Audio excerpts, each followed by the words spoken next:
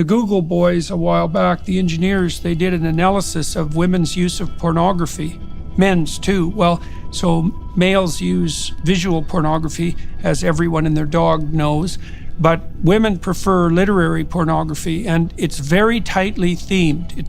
It's very archetypally themed. So the typical protagonist is surgeon, werewolf, vampire, pirate, or billionaire, or some combination, some interesting combination of all of those attributes.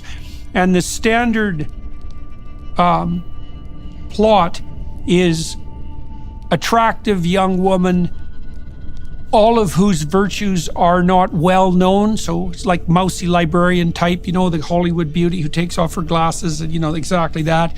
She attracts the attention of this more predatory male, let's say, or at least a male with the capacity to be predatory, entices him into a relationship and helps him reveal his commitment and his good side. And it's Beauty and the Beast, fundamentally, which I really think is the fundamental female archetype. Like there's a heroic archetype that goes along with the feminine as well, because women also confront the unknown and all of that.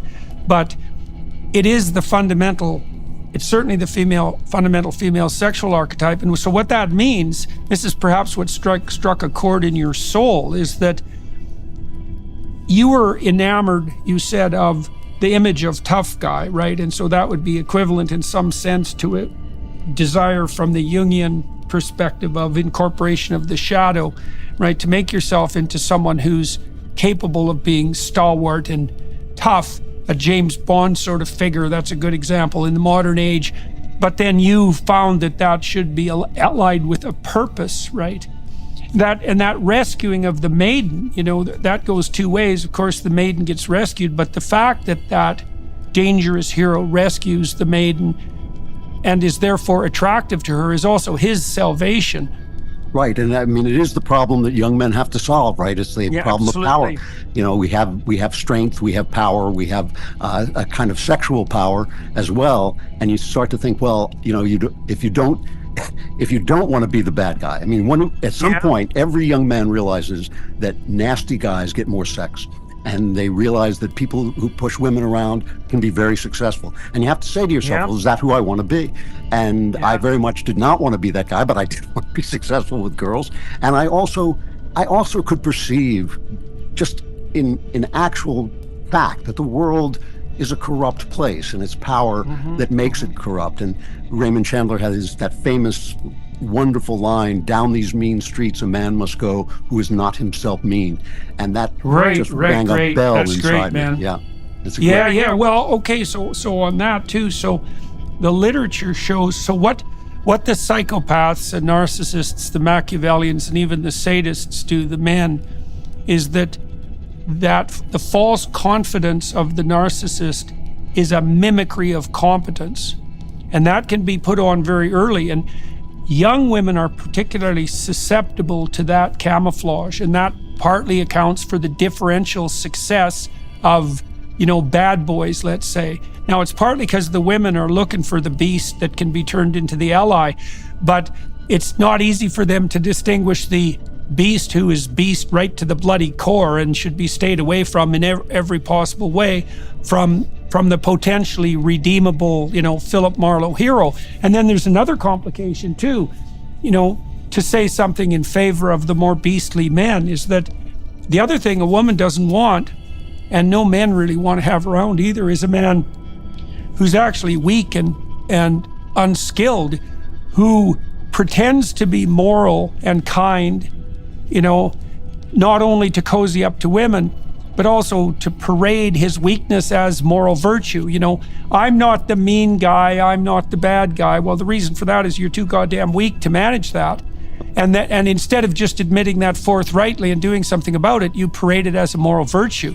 And I think that sort of man is actually a lower form of man than the outright bully. And there's some evidence that other people think this too, because the kind of antisocial bully types, especially in elementary school, aren't unpopular. They're ambivalently popular. Now, what happens is that as their life progresses, if they continue with the bullying attitude, let's say, that sort of narcissistic and even callous attitude towards others, It doesn't work well as a long-term strategy, but the bullies are certainly more popular in elementary school, say, and even in junior high, than the bully victims are.